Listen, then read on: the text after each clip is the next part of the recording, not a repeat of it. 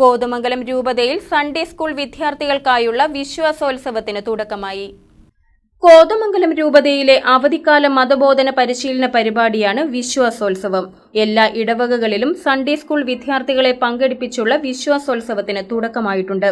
Keerampara saint Sebastian's ഇടവകയിൽ Sunday school head mistress Jincy Jomon ഉദ്ഘാടനം നിർവഹിച്ചു.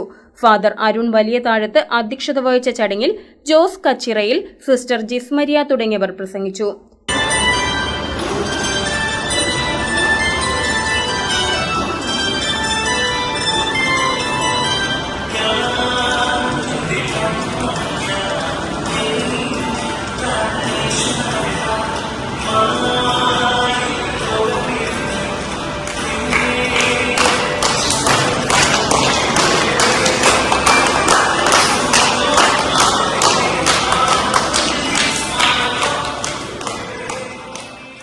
KCV news Kothamangalam.